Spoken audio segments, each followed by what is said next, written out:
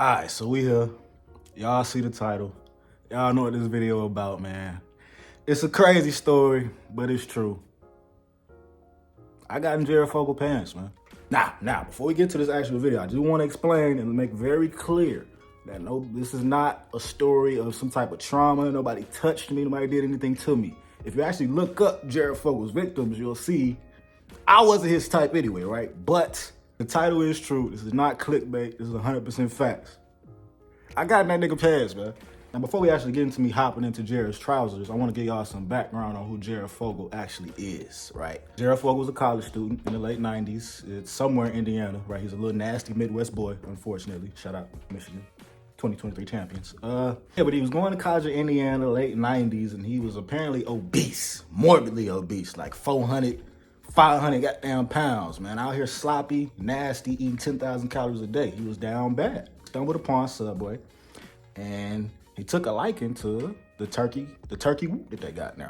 The turkey BLT tomato lettuce sandwich. I don't know what the fuck it is, but he liked it, right? Jared Fogle liked the little turkey tomato lettuce BLT so much that he kept coming back every day. Same order. Let me get the turkey lettuce tomato BLT with a cookie and some chips, nigga. And through this process of eating goddamn Subway every day, apparently Jared lost like 200 pounds. 200 pounds off eating Subway. That's a crazy marketing scheme, especially in the early 2000s. And it worked, right? It worked. Jared blew up, Subway blew up. The marketing scheme, eat Subway every day, you get skinny, became a real thing. Jared was that nigga, right? That's kind of like the quick gist of what we know Jared as, man. He was a nigga, fat college boy, started eating Subway, got skinny, did the deal with Subway, made a lot of money. Him and Subway made some good money together, right? But as the 2000s roared on, it started being some stories about Big Jared. Big Jared was out here in Florida being nasty, in Indiana being nasty, in Michigan being nasty. God damn it, he was in Michigan being nasty. There was a lot of stories coming out about Jared, and then finally in 2015, they locked that nigga up and said, "Hey, bro, they went in his crib, found a whole bunch of CP3s in that motherfucker, and they got him up out of here, man. Thankfully, he ain't getting out anytime soon, man. Nasty ass Jared, right? And that's Jared's story in a nutshell. But I know y'all are wondering now, okay, Darius, that's what Jared did. That's what he got into. How did you, a black boy from Michigan, Benton Harbor, Michigan, end up in this nigga Jared Fogle's pants? Now that is a longer story, right? Now the one part of Jared's story I didn't really mention was that he was, obviously when you lose so much weight and you do it in such a marketable fashion, people want you to come and talk to people. They want you to come and talk to the kids, break down to the kids like, hey, I did it, you can do it too. So that's what Jared was doing. He was going around the Midwest in the 2000s on like a tour. He went to Indiana, Nebraska, Wisconsin, Illinois, Michigan, right? He was going on this tour, right? Just, speaking to the children. He was going on this tour, speaking to kids, and just giving them motivation and things of that nature. At least that's what it looked like to us in 06. Right now, it seems a little more nefarious, but back then, it was innocent. So with Jared doing these tours around the Midwest, Illinois, Indiana, all this shit, he ended up in the great state of Michigan, right? The great state of Michigan, he ended up there, and specifically Kalamazoo, Michigan. Now, if you went to Chime Elementary in Kalamazoo, Michigan in 2006 or 2007, in the second or third grade, you're a victim too. Let me just get that out the way right now. This is when this happened. This was 2007. I was in the second grade at Chime Elementary. Sorry, Frank.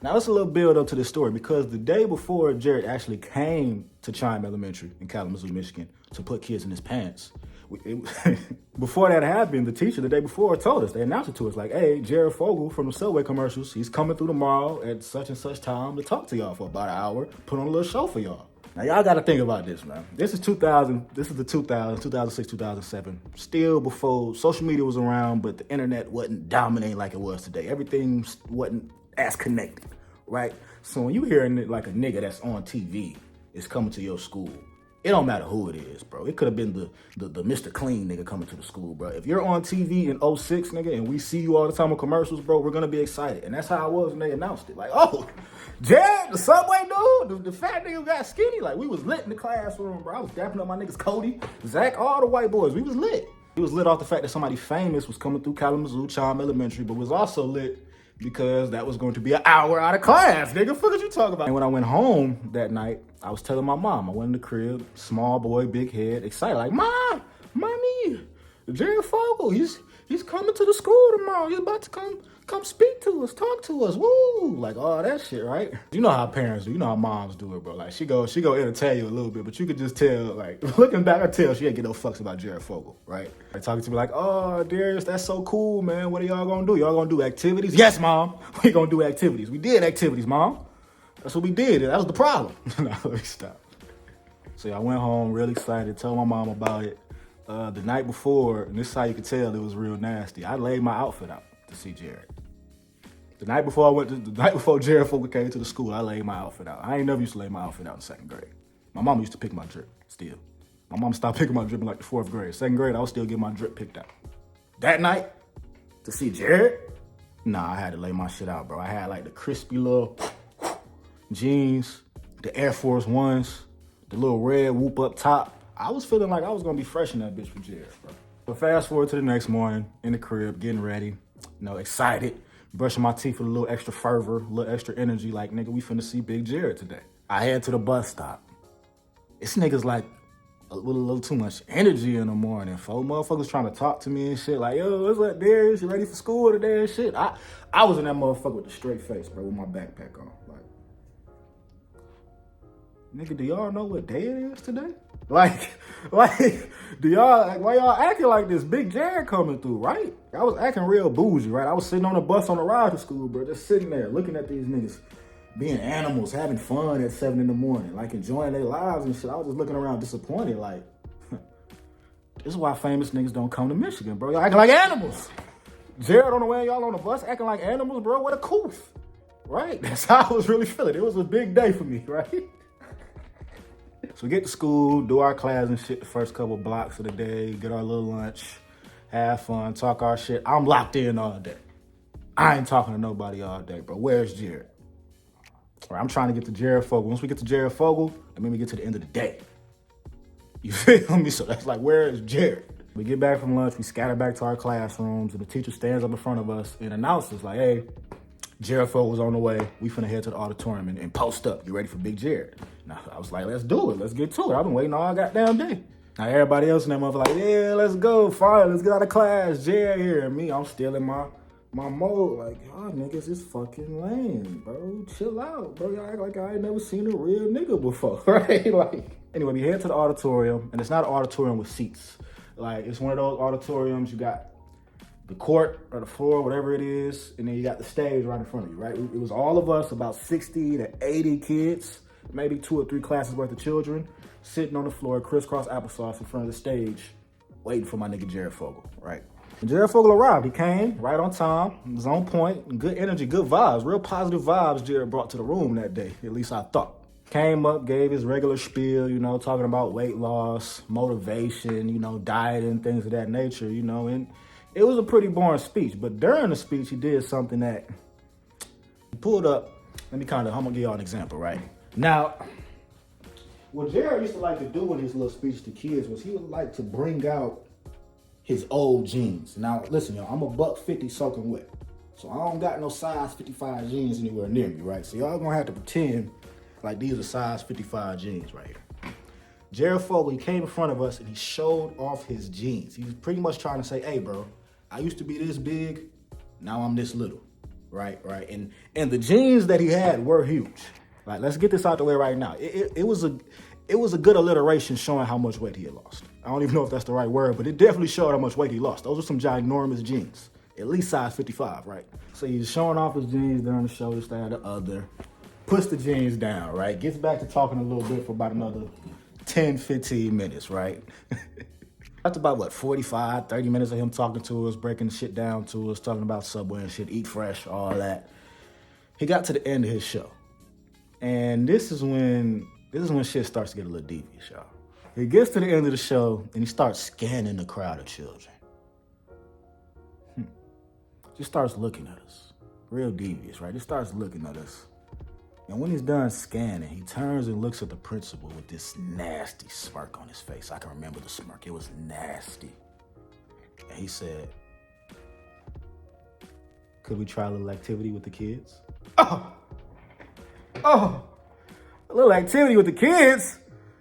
And the principal, obviously, it's 2000. We don't know what Jared Fogle was on back then. The principal obviously says, yes, you can do an activity with the kids, Jared Fogle, with these little white boys and black boys. So Jared Fogle, after getting his permission from the principal, looks at us again, smiles, and says, I'm gonna need a couple volunteers. I'm gonna need some participants.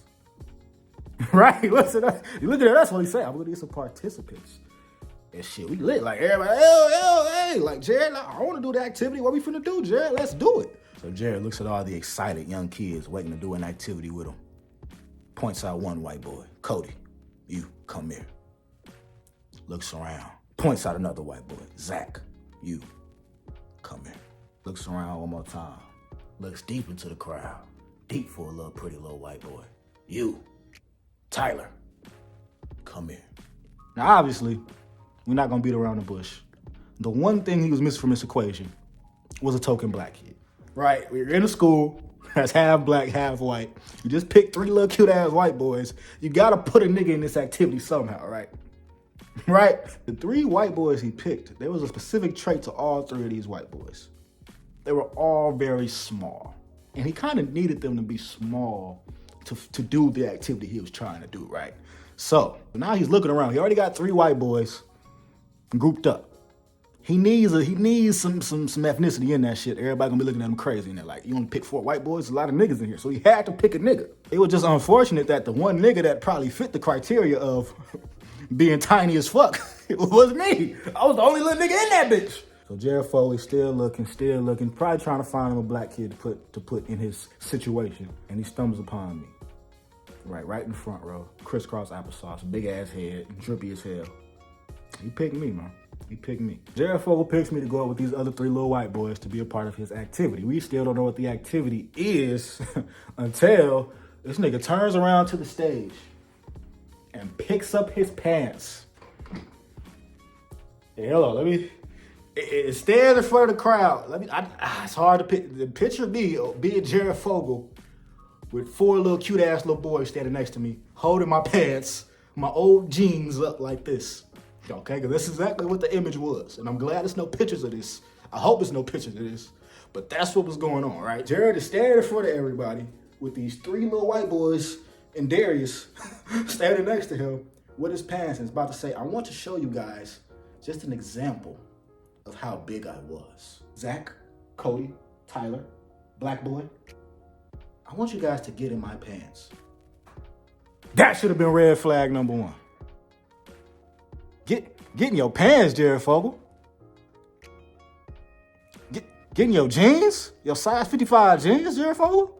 That should have been a red flag. Every grown person in that building should have been a little weirded out right there. But they weren't.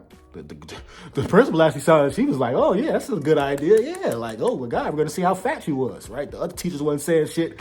So I was like, all right, fuck it. Let's get in this nigga pants, Zach, Cody, and Tyler. Jared Fogle holds out his pants, right? And let me just break down, y'all, how we got in this nigga jeans, right? Zach got into the whoop right here in the corner. Cody got to the other side of the pants. We were pretty much two apiece in this nigga pants legs. It was 2 white boys stuffed in the left pants leg, and me and my nigga Tyler stuffed in the other pants leg. Right, that's what... So Jared Fogle, known child predator, known pedophile, was going around from school to school in the Midwest, putting little white boys in his pants. In his pants. And it happened to me. It happened to me. I got in Jared Fogle's pants, y'all. Let me give y'all just like a visual. Let me give y'all a visual real quick before we wind this story down, right? Obviously, it's 2 white boys in this pant leg.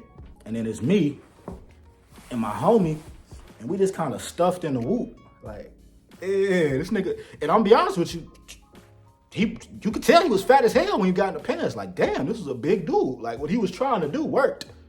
But that wasn't what he was trying to do. He wasn't trying to prove how fat his ass was. That's not what Jared was on, man. We know the real, Jared. We know the real. So we get out of Jared Fogel's pants, right? And everybody's, oh, good speech. This was a good show, Jared. Wow, activities, all that. Wow. And we go back to our class, going about our lives. At least I thought we was going on about our lives, right? We get to the end of the day. I hop on the bus. I head home. I'm giddy. I'm slick excited, bro. Like I just did whoops with a famous nigga. I was just standing in front of my whole school with a nigga that was on TV.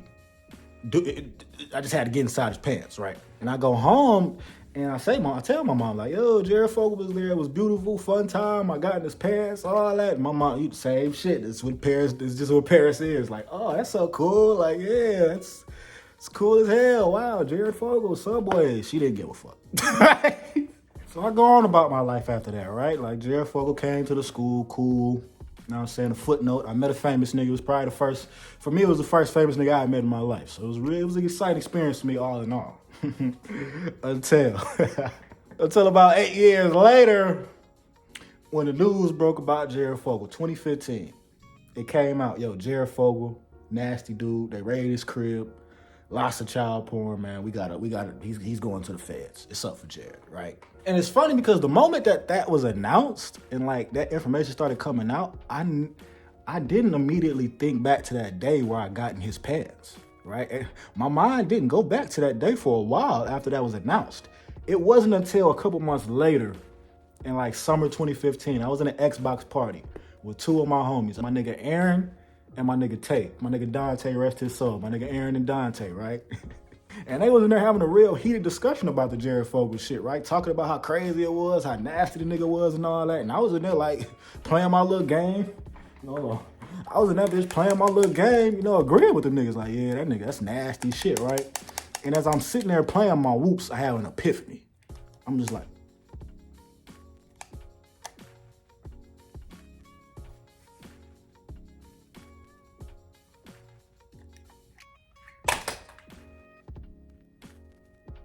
right, I'm sitting here in the party, headphones on, listen to these niggas talk about Jared Fogle. And in my mind, it's starting to process that, wait, was I on a Jared? I got in Jared Fogle pants. Was I a victim? So they sitting here talking about it, and I bring it up in the party. I'm like, yo, now that y'all talking about this shit, y'all know I got in Jared Fogle pants?